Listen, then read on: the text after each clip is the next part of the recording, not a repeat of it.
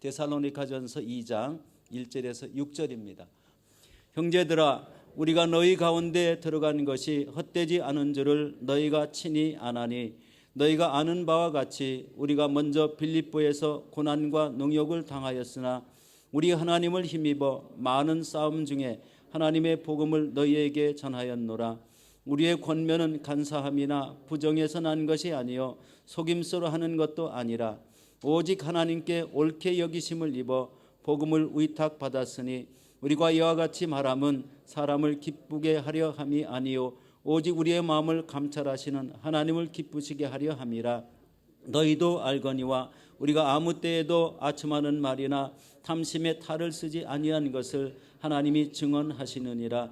또한 우리를 너희에게서든지 다른 사람에게서는 영광을 구하지 아니하였노라. 아멘. 우리 예수님 사랑하시면 아멘 하시겠습니다. 우리 함께합니다. 하나님도 나를 죽기까지 사랑하십니다. 아멘. 아멘. 믿으십니까? 아멘. 오늘 저는 데살로니가 전서 2장 1절로 6절 말씀을 통해서 우리 하나님을 힘입어라는 제목을 함께 은혜를 나누고자 합니다. 지난번에는 데살로니가 교회가 마게도냐 그리고 또 아가야 여기에 좋은 소문이 난 그런 교회였다라는 말씀을 드렸어요. 그리고 그 소문이 난 이유에 대해서도 말씀을 드렸는데, 데살로니가 교회가 좋은 소문이 났던 것은 세 가지였습니다. 첫째로 바울이 데살로니가에 가서 복음을 전했을 때 그 데살로니가 사람들이 어떻게 복음을 받아들였는지에 대한 것과, 그들이 예수를 받아들이고 복음을 받아들인 후에 우상을 버리고 어떻게 하나님을 섬겼는지, 그리고 세 번째가 그렇게 예수를 받아들이고 우상을 버린 후에 그 예수가 다시 오실 것에 대한 분명한 믿음으로 그 예수를 어떻게 기다렸는지에 대한 것이었어요. 이제 오늘은 그렇게 사도 바울이 그렇게 어떤 마음으로 어떻게 사역을 했기에 그렇게 데살로니가 교회가 소문이 나고 또 그런 아름다운 일들이 일어났는지에 대한 내용을 함께 나누고자 합니다. 오늘 먼저 1절 말씀을 다시 보면, 형제들아, 우리가 너희 가운데 들어간 것이 헛되지 않은 줄 너희가 친히 아나니라고 그랬어요. 그러니까 지난번에도 말씀드렸지만 사도 바울과 실라는요, 이 마게도니아 첫 번째 성 빌립보에 들어간 거예요. 그런데 그 빌립보에서 기도하러 가는 중에 점을 치는 귀신 들린 여종을 만났죠. 근데 그 귀신을 예수의 이름으로 쫓았다가 그 주인이 돈을 벌 수 없게 되니까 고발을 하는 바람에 관가에 끌려가서 매를 맞고 그리고 감옥에 갇혔던 거예요. 하지만 하나님이 감옥을 흔드시고 감옥문을 여시는 바람에 로마 병사가 그 감옥수가 간수가 예수를 믿게 됐던 거예요. 그리고 바울이 로마 시민이라는 얘기를 듣고 난 후에 그 간수의 상관이 그 바울에게 와가지고 제발 이제 감옥에서 나오시고 이 빌립보 성을 떠나주세요라고 부탁하는 바람에 더 이상 빌립보에 머물 수가 없어서 떠나야만 했던 겁니다. 그래서 그 빌립보에서 떠나가지고 내려갔는데 안식일이 돼서 안식일을 지키려고 데살로니가에 들어간 거예요. 근데 데살로니가에서도 엄청난 핍박이 기다리고 있었어요. 사도 바울이 말씀을 가르쳤던 이 야손이라는 집에 유대인들이 불량배들을 동원해가지고 막 습격을 하고요. 그리고 저 사람은, 사도 바울은 예수라는 사람을 로마의 황제로 세우려고 한다고, 유대인의 황제로 세우려고 한다고 그렇게 비난하고 그렇게 손가락질하고 고발을 했던 거예요. 하지만 사도 바울은 데살로니가에서 그런 핍박, 오해, 비난을 받았지만 조금 전에 읽었던 것처럼 그가 고백하기를, 내가 데살로니가에 갔던 것을, 그렇게 내가 그들과 함께 했던 것을, 말씀을 가르쳤던 것을 결코 헛된 시간이 아니었다라고 고백하는 거예요. 왜요? 많은 사람들이 예수를 영접했고요. 그리고 짧은 시간이었지만 교회가 세워졌기 때문이죠. 이러한 결과에 대해서 사도 바울은요, 이 모든 것을 가능하게 한 것은 오직 하나님의 힘이었습니다 라고 2절에서 고백합니다. 2절 말씀인데 다시 한번 읽어볼게요.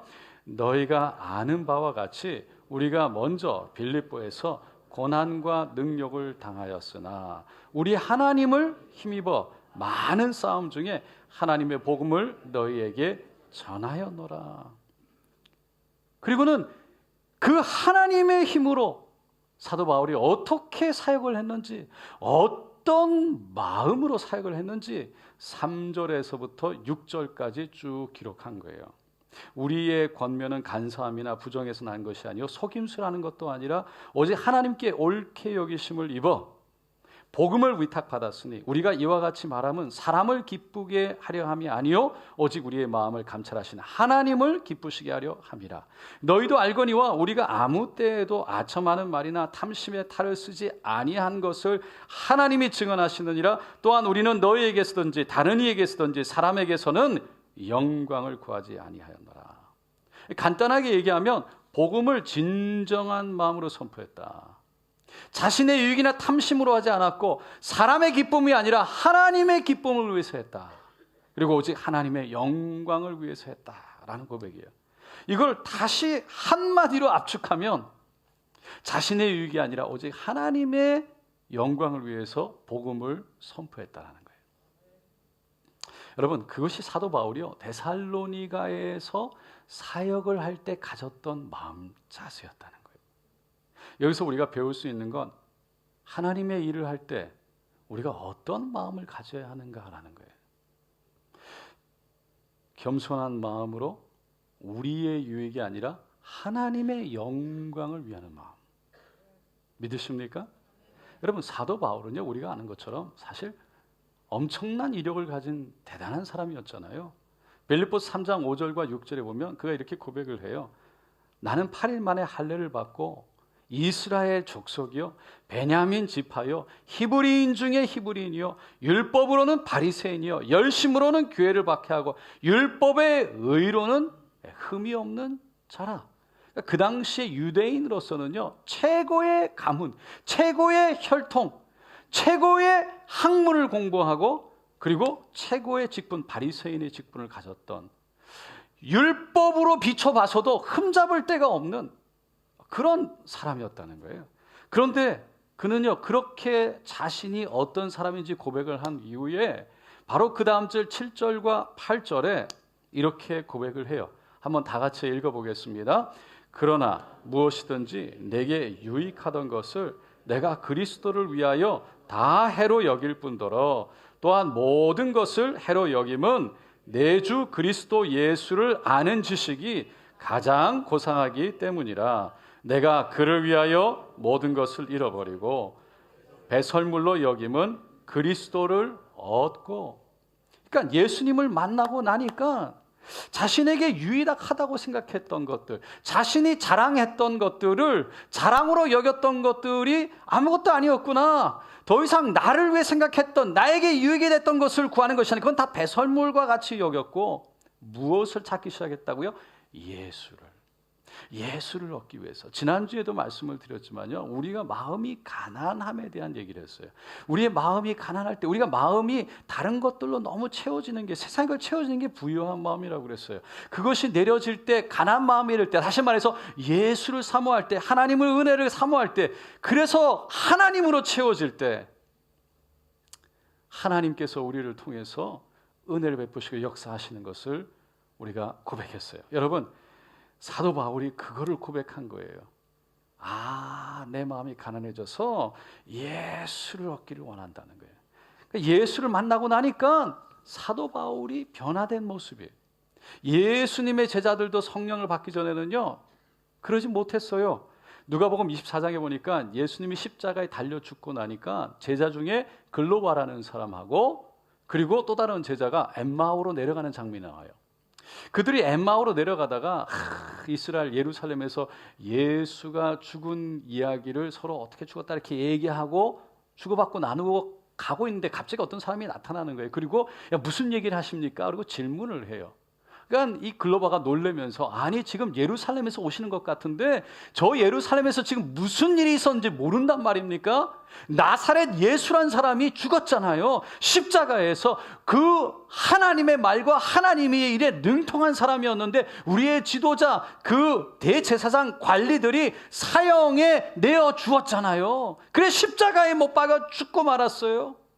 우리는 그 사람이 우리를 로마로부터 속량시킬 수 있는 사람이라고 믿었는데, 바랬는데 이제는 다 사흘이 지난 일이 되어버렸네요. 무슨 말이에요? 예수님이 능력이 많아서 대단한 사람이어서 로마의 억압 속에 우리를 자유케 할 뿐이라고 우리가 믿었는데, 그렇게 소망했는데, 바랬는데 예수님이 십자가에 못 박혀 죽는 바람에 이제는 그 굴 속에 같이 묻히는, 그렇게 묻힌 지 3일이나 지나서 다 끝났다는 거예요. 그래서 포기하고 엠마오로 내려갑니다 라고 고백한 겁니다. 제자들이 그렇게 3년 반 동안 예수를 따라다녔지만 그들의 마음은, 그들의 동기는 야, 우리도 로마에서 압박해서, 로마에서 억압해서 자유함을 누리고 우리가 마음껏 우리가 원하는 대로 살아보자라는 자신들의 꿈이었다는 거예요. 마태복음 20장 20절에도 보니까 예수님의 제자 중에 야고보와 요한이라는 사람이 있었죠. 그 어머니가 예수님께 나와서 야, 예수님, 당신이 나라가 임하면 하나들은 당신 오른쪽에, 다른 하나들은 왼쪽에 앉게 해주세요라고 부탁하는 장면이 나와요. 여러분, 이 야고보와 요한은요 예수님과 사촌지간이었어요. 예수님의 육신의 아버지의 이름이 누구죠? 요셉이잖아요. 요셉에게 동생, 여동생이 있는데 마리아예요. 마리아의 아들이 요한과 야고보였어요. 그러니까 예수님과 사촌인데 그 요한과 야고보의 어머니가 그런 친척 관계로 예수님 앞에 나가서 예수님, 당신을 보니까 특별한 분이신데, 말씀과 능력이 나타난 대단한 분인데 당신의 나라가 임하면 내 아들 왼쪽 오른쪽에 좀 앉혀달라고 청탁했던 거죠. 근데 그것은요 요한과 야고보만 그랬던 것이 아니라 다른 나머지 제자들도 같은 마음이었어요. 왜냐하면 마태복음 20장 24절 바로 그 밑에 보면 10 제자가 듣고 그 두 형제에 대하여 분이 여겼다라고 말하는 거예요. 그러니까 그들의 관심은 예수님의 나라가 임할 때 그 모든 로마 군대를 몰아내고 이스라엘이 해방될 때, 그때 우리가 예수님의 오른편, 왼편에 앉아야 되는데 누가 저 오른편에 앉을까? 누가 저 왼편에 앉을까? 누가 높은가? 누가 서열이 높은가? 그거에 다 관심이 있었다는 거예요. 그래서 야고보, 요한이 자리를 앉혀달라 어머니의 부탁 속에 막 화가 났던 거죠. 내가 앉아야 되는데 저 자리는 내 자리인데.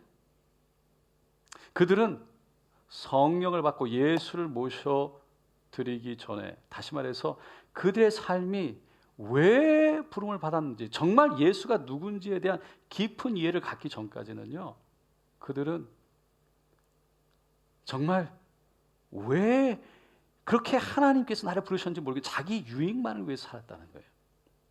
그런데 여러분, 예수로 영접하고 성령으로 예수를 주님으로 고백하고 성령을 고백해도요, 경험해도요 여전히 넘어질 수 있다고 성경은 말해요. 사도행전 5장에 보니까 아나니아와 삽비라에 대한 이야기가 나와요. 12절에 아나니아라는 사람이 자기 아내인 삽비라와 함께 자신들의 소유를 팔아서 그 값의 얼마를 감추고는 나머지만 사도들의 발 앞에 가져다 놓았다래요. 오순절날 성령이 임하니까 믿는 사람들이요 놀라운 일이 났어요. 막 사람들이 몰려오기 시작하고요, 말씀을 들으려고 사도의 말씀 앞에 다 그냥 들으려고 오고요, 서로 교제하고 떡을 떼고, 그리고 기도하는 일들이 막 일어난 거예요. 뿐만 아니라 서로의 물건들을 막 나눠 쓰기 시작했어요. 그러니까 필요에 따라서 막 나눠주기 시작한 거예요. 근데 그 일에 아나니아와 삽비라가 동참했던 거예요. 아나니아와 삽비라는요 초대교회가 세워질 때 첫 번째 함께했던 성도였어요. 그리고 그들은 재산도 어느 정도 있었고 신앙도 믿음도 어느 정도 있는 부부였어요. 그런데 문제가 있었죠. 문제가 생기는 거예요. 아나니아와 삽비라에 대한 이야기가 5장 1절에 첫 절에 나오는데 바로 그 앞에 4장 마지막 절에 보니까 36절 37절에 바나바에 대한 이야기가 나와요. 한번 다 같이 한번 읽어볼게요. 그브로에서 난 레위족 사람이 있으니 이름은 요셉이라. 사도들이 일컬어 바나바라. 번역하면 위로의 아들이라 하니 그가 밭이 있음에 팔아 그 값을 가지고 사도들의 발 앞에 두니라. 바나바가 성령이 임하고 하나님이 살아계시는 게 느껴지는 거예요. 예수를 영접하기 시작했어요. 그리고서 마음에 드는 것이 다 함께 하나님의 은혜 가운데 서로 나누는 걸 보고 자기에게 있는 밭을 팔아가지고 그것을 불쌍한 사람들, 없는 사람들, 가난한 사람들과 나눠달라고 사도들 앞에 헌금을 한 거예요. 근데 그 모습을 본 아나니아와 삽비라가 시기하고 질투하기 시작했어요. 너만 해? 나도 할 수 있어요. 똑같이 따라했어요. 그것을 알 수 있는 것이 자신의 집과 밭을 팔아가지고 그대로 헌금하지 않고 얼마간 아까워서 감추어뒀다는 거예요. 그러니까 자기의 집과 땅을 팔아서 헌금할 정도로 헌신된 사람이었고요. 믿음이 있는 사람들이었어요. 그러나 그들은 내면의 신앙, 하나님이 자신을 어떻게 바라보는지의 신앙보다 다른 사람들이 자신을 어떻게 바라보는지에 대한 관심이 더 컸던 거예요. 다시 말해서 하나님이 자신을 어떻게 생각하느냐, 하나님께 드리는 것, 하나님이 나를 이렇게 받으신 하나님을 바라기 보기보다 다른 사람들 앞에 내가 드러나는, 밖으로 드러나는 내 모습, 내 체면이 더 중요했던 거예요. 여러분, 오늘날도 예수를 영접하고 성령을 경험해도 바로 이 부분에서 넘어지는 사람이 너무나 많아요.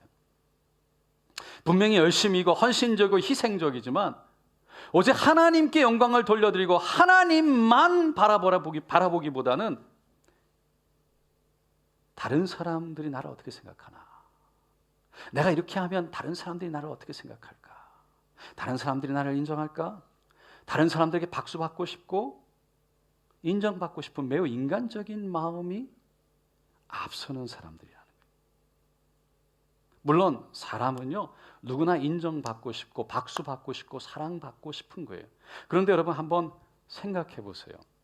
우리가 하나님을 바라보고 하나님께 드렸다면 누구의 인정을 받고 누구의 박수를 받는 것이, 칭찬을 받는 것이 맞을까요?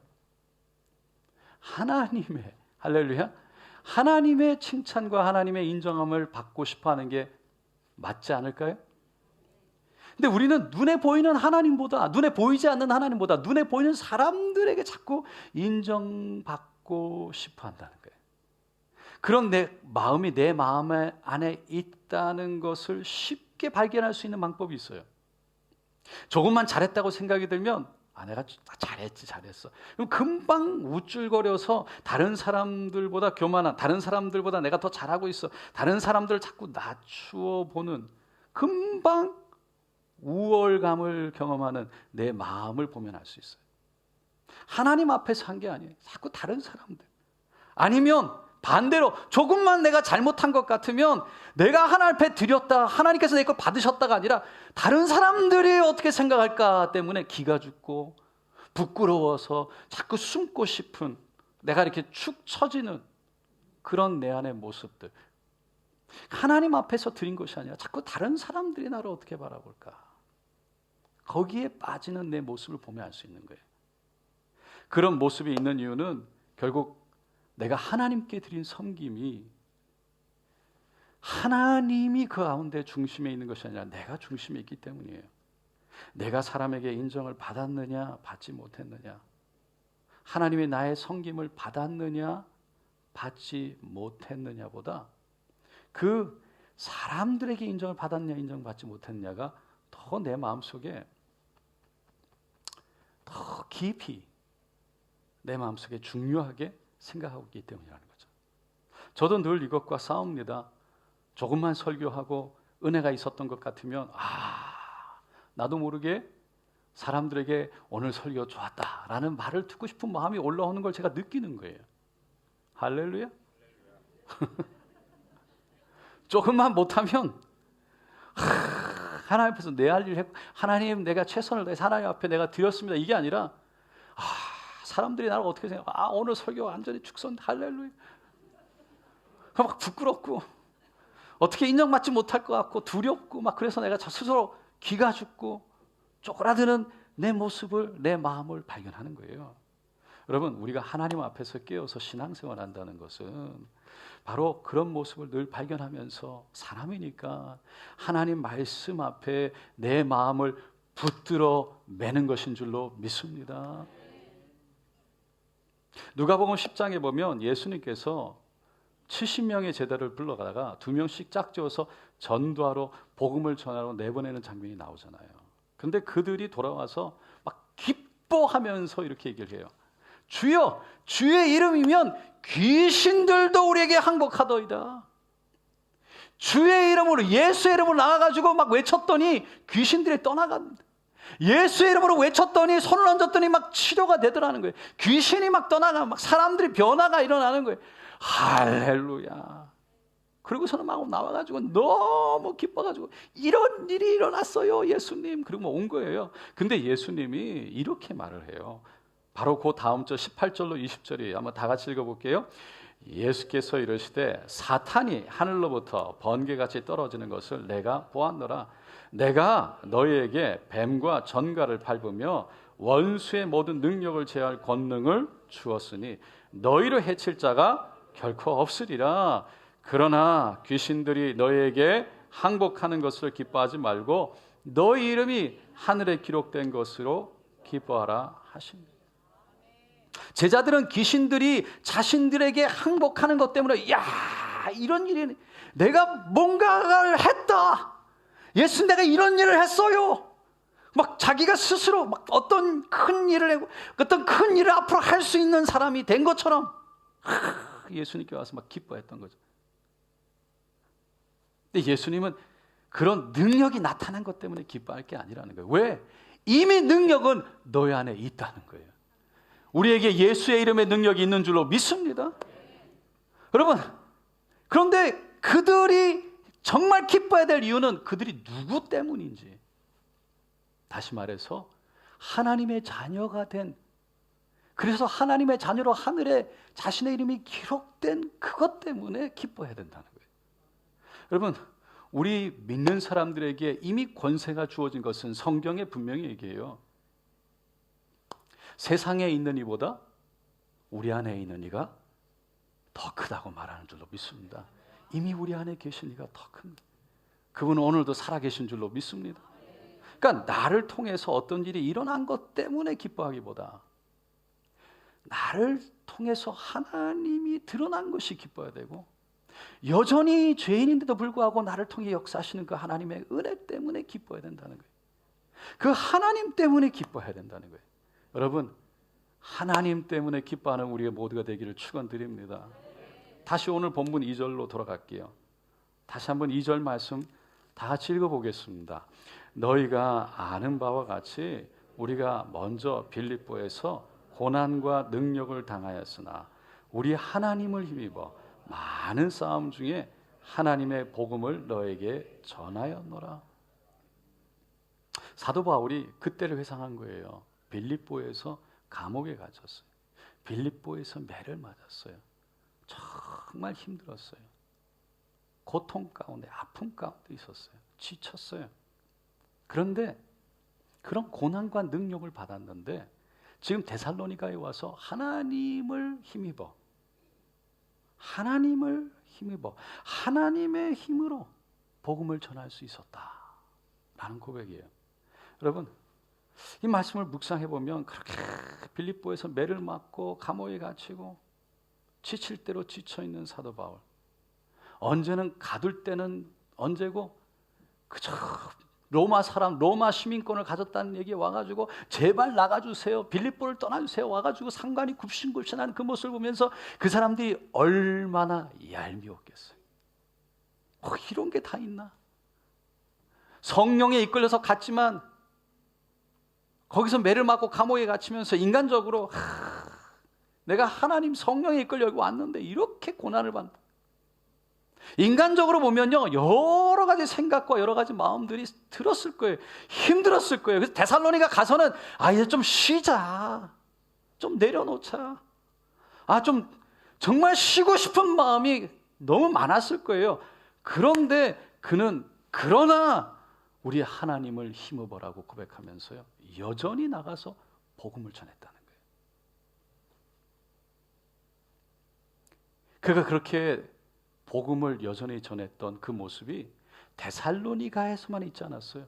다메섹에서 가는 길에 예수를 만난 다음에 그의 인생은요, 여전히 예수를 전하는 삶이었어요. 그의 삶은 역경에서 역경으로 이어지는 삶이었잖아요. 고린도후서 11장 23절로 27절에 보니까 그가 이렇게 고백해요. 내가 수고를 넘치도록 하고 옥에 갇히기도 더 많이 하고 매도 수없이 맞고 여러 번 죽을 뻔하였음. 유대인들에게 40에 하나 감한 매를 5번 맞았으며 3번 태장으로 맞고 1번 돌로 맞고 3번 파선하고 일주일을 깊은 바다에서 지냈으며 여러 번 여행하면서 강의 위험과 강도의 위험과 동족의 위험과 이방인의 위험과 신의 위험과 광야의 위험과 바다의 위험과 거지 형제 중에 위험을 당하고 또 수고하고 애쓰고 여러 번 자지 못하고 줄이며 목마르고 여러 번 굶고 춥고 헐벗었노라. 이것이 사도 바울이 예수를 만나고 성령을 경험하고 살아온 삶이었어요. 그런데 사도 바울이 그런 상황 속에서 여전히 복음을 전했다는 거예요. 왜요? 왜 그랬을까요? 저는 그 부분에 대해서 그냥 크게 2가지로 생각해 봤어요. 첫째로, 사도 바울은 자신의 인생 가운데 무엇보다 중요한 것은 예수를 만나고 나니까 하나님이 예수의 복음이 선포되는 것이 내가 힘들고 아프고 고난되는 그것보다, 거기에 갇혀서 내가 힘들고 아파서 어떻게 할지 모르는 그것보다 복음이 선포되는 게 더 귀하다는 것을 깨닫게 됐어요. 내가 그 안에 갇혀서 스스로 동정하는 것보다 일어나서 하나님의 능력이 나와 함께하고 있으니 복음을 선포하는 것이 더 귀하다는 것을 깨달았던 거예요. 여러분, 우리가 왜 하나님의 일을 합니까? 여러분, 무엇 때문에 하나님의 일을 합니까? 왜 우리가 교회 와서 이렇게 예배를 드리고 교회를 세우려고 합니까? 왜 우리는 이 땅에 교회가 필요하다고 믿습니까? 왜? 이유는 단 한 가지예요. 바로 복음이 선포되고 복음을 통해서 하나님의 나라가 이 땅에 세워지기 위해서인 줄로 믿습니다. 그래서 하나님의 이름 예수가 높아지기 위해서예요. 다른 게 없어요. 이게 아니라면 내가 왜 섬기는지, 내가 왜 하나님의 일을 하는지, 내 안에 무슨 동기가 있는지 우리는 우리 스스로 가만히 돌아볼 필요가 있다는 거예요. 둘째로, 그렇게 힘들고 어려운 상황 속에서도 사도 바울은 여전히 도우시고 붙드시는 하나님을 믿었어요. 함께 하시는 하나님을 바라봤어요. 여러분, 우리가 하나님의 일을 하다 보면요, 또 하나님을 위해서 이 땅에 살다 보면 어려움을 겪게 됩니다. 우리가 원하던 원하지 않던 여러 가지 오해를 받기도 하고 손가락질을 받기도 하고 아픔의 시간들을 다 지나가기도 하는 거예요. 사도 바울이 겪었던 수많은 어려움 중에 특별히 그에게 뼈 아프게 다가왔던 고통은 같은 민족, 같은 동족에게, 그 유대인들에게 핍박과 협박을, 위협을 받은 것이었어요. 같은 피를 나는 동족이 예수 그리스도를 십자가에 못 박아서 죽였을 뿐만 아니라 그 예수가 바로 주님이라고 선포하고 생명, 길, 진리 되신 예수를 사랑하는 유대인들에게 전하는 그를 붙잡아서 그렇게 힘들게 하고 어렵게 하는 그들을 참 받아들이기 어려웠던 거죠. 하지만 그런 상황 속에서 사도 바울은 우리 하나님을 힘입어, 그저 우리 하나님을 힘입어, 그 야손이라는 집에 불량배들을 데려와가지고 그렇게 습격하고 잡으려고 했던 그 소동을 이루는 그 상황 속에서 예수를 로마의 황제로 세운다고 고발하는, 비난하는 오해 속에서 오직 우리 하나님을 힘입어라고 사도 바울은 고백하는 거예요. 왜냐하면 사도 바울은 우리 하나님의 위로하심과 붙드심과 일으키심을 경험했기 때문인 것입니다. 여러분, 하나님 살아계신 것을 믿으시면 아멘 하세요. 서강대학교에 한때 암투병을 하면서 희망의 아이콘으로 세상에 떠들썩하게 했던 장영희라는 교수가 있었어요. 2009년인가 소천하셨지만 아마 여러분 아시는 분이 있을지 모르겠어요. 그분은 태어난 지 1년 만에 소아마비로 양발과 오른손을 못 쓰게 됐대요. 그래서 일평생 목발을 짚고 왼손만 사용하며 사는 거예요. 근데 이분이 어렸을 때 어머니가 아이들 노는 거 이렇게 보라고, 같이 놀지 못해도 문 앞에다가 이렇게 앉혀놨대요. 근데 아이들이 놀다가 친구들이 늘 노는 게임이 뭐 술래잡기, 공기놀이, 고무줄놀이인데 공기놀이 한 손으로 하니까 공기놀이밖에 할 수밖에 없는데 혼자 이렇게 내버려두지 않고 꼭 어떤 역할이라도 줬다는 거예요. 그러니까 고무줄놀이나 달리기를 하면 심판을 시킨다든지, 아니면은 책가방이나 그 뭐 신발 주머니 같은 것들을 맡아서 지키게 한다든지. 그러니까 늘 소외감을 느끼지 않도록 함께 해줬대요. 근데 어느 날 엿장수가 그 마을 그 길로 이렇게 들어와서 지나가는 거예요. 그 아이가 앉아 있는데 거길 지나가다가 다시 돌아와더니 깨엿 2개를 공짜로 이렇게 내밀었대요. 그러니까 이 아이가 어떻게 할 줄 모르고 이렇게 있으니까 미소를 짓더니 괜찮아. 그리고 내미는 거예요. 그 말이 돈 없이 이 깨엿을 공짜로 받아도 괜찮아 라는 것이었는지, 아니면은 목발을 짚고 왼손 하나로 살아도 괜찮아 라는 것이었는지 잘 모르겠지만, 그때 일을 돌아보면서 장영희 교수가 이렇게 얘기해요. 그건 중요하지 않습니다. 중요한 건 내가 그날 마음을 정했다는 것입니다. 이 세상은 그런 대로 살만한 것이라고. 좋은 사람들이 있고 선의의 사랑이 있고 괜찮아 라는 말처럼 용서와 너그러움이 있는 곳이라고 믿기 시작했다는 것입니다. 사랑하는 성도 여러분, 우리가 교회에서 주님을 섬기다 보면 왜 어려움을 당할 때가 없겠어요? 때로는 오해를 받고, 때로는 손가락질도 받고, 때로는 아픔을 경험하기도 합니다. 세상 사는 사람 사는 곳이니까 다 똑같은 거예요. 세상에서도 주를 위해 우리가 살아가지만 힘들고 아프고 때로는 지치기도 합니다. 정말 내려놓고 싶은 그때 주님은요 우리에게 손을 내밀고 다가오시는 줄로 믿습니다. 괜찮아. 넘어져서 지치고 힘들고 하나님을 바라보기보다 우리의 상처 안에 갇혀서 어쩔 줄 몰라 하는 우리들을 바라보면서 손을 내미시는 거예요. 괜찮아. 내가 있잖아. 괜찮아. 그래도 괜찮아. 여러분, 우리를 감싸 안으시고 우리를 위로하시는 줄로 믿습니다. 괜찮아라고 내미시는 그 주님의 손을 붙잡을 때, 그 주님을 바라볼 때 겹겹이 쌓여있는 우리 안에 있는 여러 가지 상처들이, 여러 가지 아픔들이, 지치고 힘들고 그렇게 어려운 그 고난들이 놀랍게 하나님의 은혜로 씻겨 내려가는 것을 믿습니다. 어떻게 이런 일이 일어나냐고요? 왜냐하면 하나님은 살아계시기 때문에, 그분은 살아서 역사하시는 분이기 때문에, 그것을 경험한 사람들이 바로 하나님의 은혜를 경험했다고 고백하는 거예요. 사랑하는 성도 여러분, 사도 바울이 그렇게 빌립보에서 고난 속에, 그렇게 데살로니가에서 고난 속에 있었지만 여전히 하나님을 힘입어, 우리 하나님을 힘입어 내가 복음을 전했다, 선포했다라고 고백했던 것처럼 우리 안에 있는 모든 아픔을 다 내려놓고 그저 하나님 나라, 하나님 영광 바라보면서 은혜 가운데 나아갈 때 우리가 달려가야 할 그 길 달려가서 하나님의 영광 보게 되시기를 예수님의 이름으로 축원드립니다. 기도하겠습니다.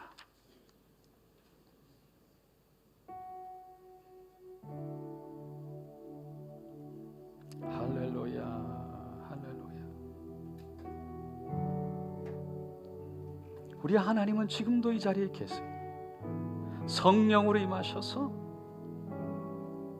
우리가 내 안에 가득 찬 그 아픔을 바라보면서 여러분, 그 아픔이 없다는 게 아니에요. 다 있어요. 그 아픔이 진짜가 아니라는 것이 아니에요. 너무 아파요. 그런데 내가 그 아픔 속에만 갇혀 있으면 내 아픔, 내 힘듦, 내 고난, 내 지침의 속에 갇혀 있으면 그거를 씻어낼 수가 없어요. 예수님이 오셔서 그것을 만져줄 수가 없어요.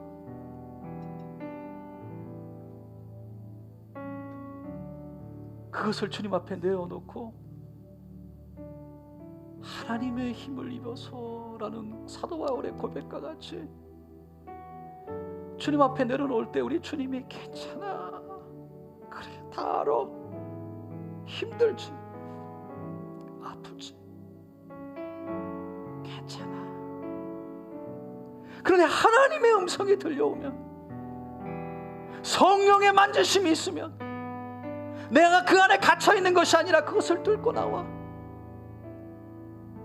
내가 왜 사는지, 나는 누구인지, 나는 어떤 사람인지 다시 한번 하나님이 바라보시는 눈으로 나를 볼 수 있기에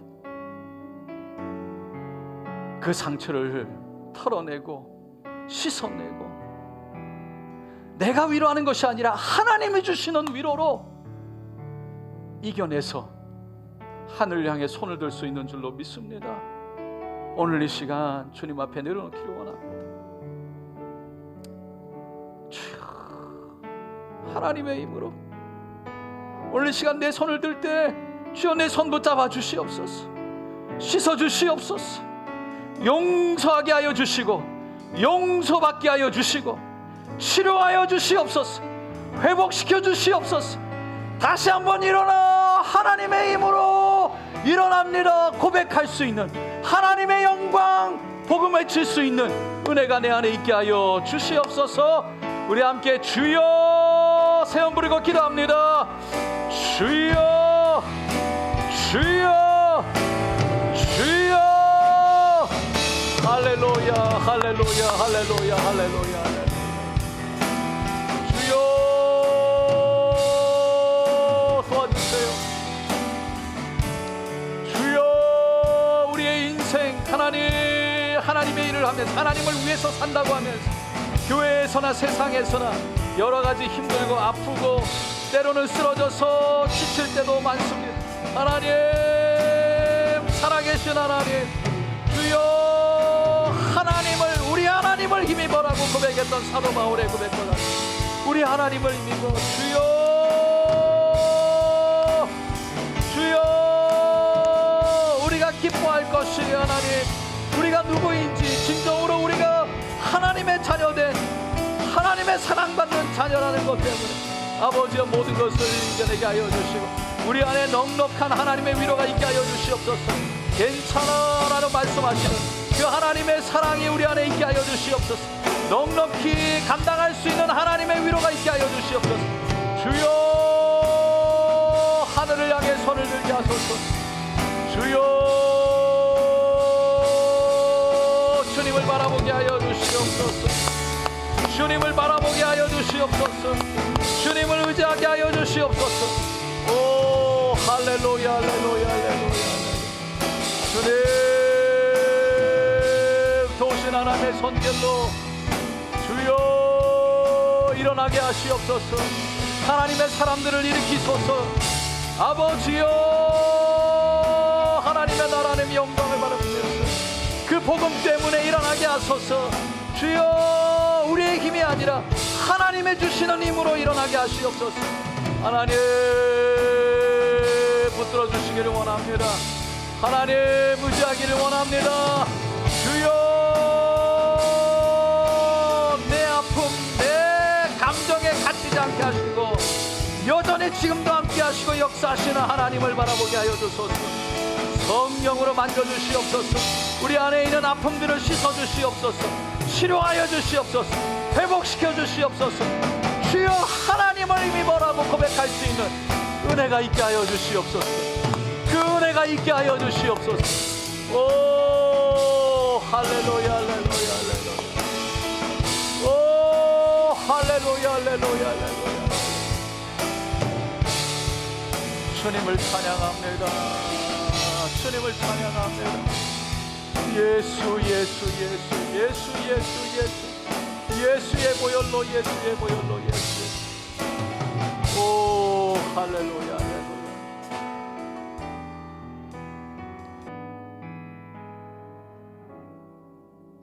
여러분, 우리는 왜 사역합니까? 우리의 사는 것이요, 우리의 삶이 우리 게 아니더라고요. 우리가 다 드린다고 고백하는데 그게 부담이 될 수도 있어요. 왜냐하면 하나님이 누군지 아직 그 마음속에 우리가 때로는 크게 와닿지 않아서 그래요. 여러분, 하나님은 좋으신 분인 줄로 믿습니다. 하나님은 우리 거를 원하시는 분이 아니에요. 필요하신 분도 아니에요. 하나님이 원하시는 건 우리예요. 근데 우리는요, 우리가 우리 게 아니고요, 우리의 생명도 우리 게 아니어서 사실은 어느 순간 하나님이 부르시면 다 가져가시고,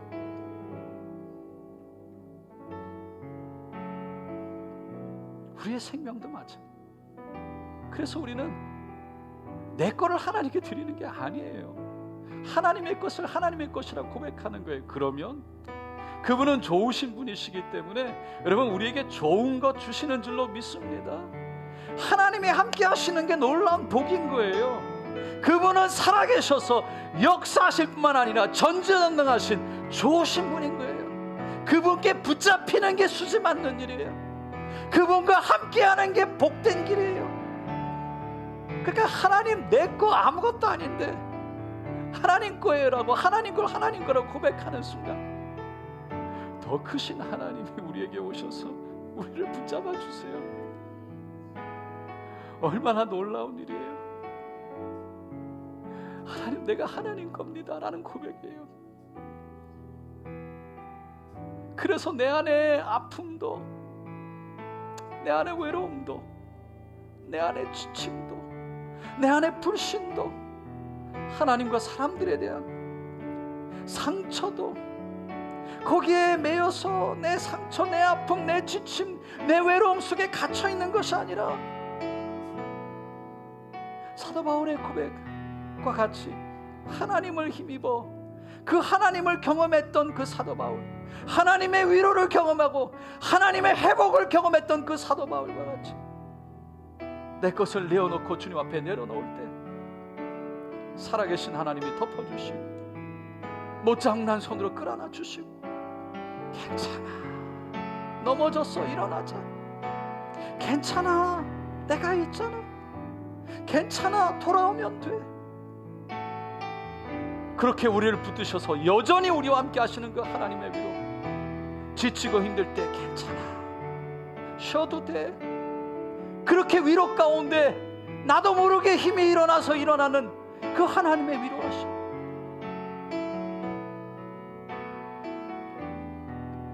이것이 살아계신 하나님의 영적인 일들이라는 거예요. 그것을 우리는 경험한 사람들이 살아계신 하나님을 살아계시다고 고백하게 되는 것입니다. 오늘 이 시간 그 하나님, 내 마음 만져주세요. 하나님, 지쳤어요. 하나님, 아파요. 하나님, 너무 상처가 많아요. 그 안에 갇혀서 내꺼 그 중심 속에 나를 두고 그거 붙잡고 놓지 못하는 내 모습 주님 앞에 내어드리기를 원합니다. 여러분, 상처가 아프지 않다는 게 아니에요. 그것이 힘들지 않다는 게 아니에요. 너무 힘들고 너무 아픈 게 사실이에요. 그럼에도 불구하고 그것을 하나님 앞에 내려놓을 때, 주님 앞에 올려드릴 때, 하나님의 나라를 바라볼 때 사도 바울에게 임했던 그 하나님의 위로가, 괜찮아라고 붙드시는 그 하나님의 붙드심이 우리에게 임할 줄로 믿습니다. 그래서 우리도 그 고백을 하나님을 힘입어 이렇게 나아갑니다. 그 고백을 할 수 있을 줄로 믿습니다. 오늘 이 시간 그렇게 원하시는 분 손을 가슴에 얹어주시고,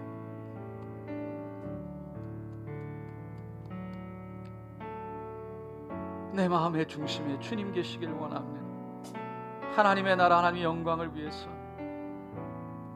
내 아픔이 너무나 사실이지만 그거보다 더 귀한 것, 복음을 위해서, 예수의 이름 드러나는 것을 위해서, 주여 나를 불쌍히 여기셔서 하늘의 위로로 나를 감싸 안아주시고, 주여 나를 치료하여 주시고 용서하고 용서받게 하여 주시고 새 힘을 얻어 일어나게 하여 주시옵소서.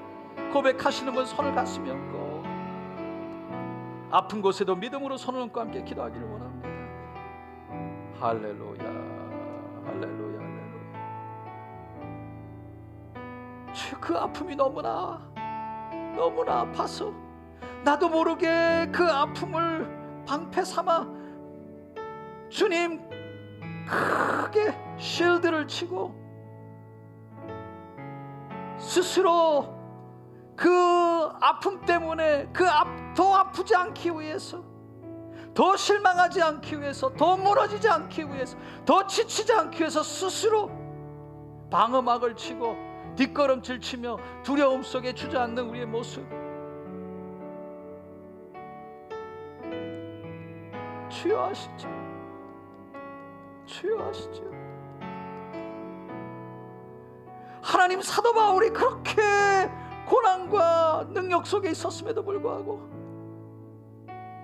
일어나 여전히 하나님의 힘을 얻었다라고, 하나님을 힘입어라고 말해서 그 하나님을 경험하고 일어나 복음을 전했던 것처럼 우리도 그 사도 바울이 경험했던 하나님의 위로를 경험하기를 원합니다.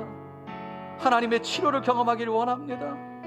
여전히 괜찮아라고 고백하며 우리 옆에 함께 하시는 그 하나님을 경험하기를 원합니다. 주여, 내어드릴 때 이 시간 알 수 없는 하늘의 위로가 임하게 하여 주시옵소서. 하늘의 힘이 임하게 하여 주시옵소서. 하늘의 치유가 임하게 하여 주시옵소서. 하늘의 소망이 일어나게 하여 주시옵소서. 주여, 하늘의 것으로 채워주시옵소서. 예수의 볼로 바르고 덮고 채워주시고,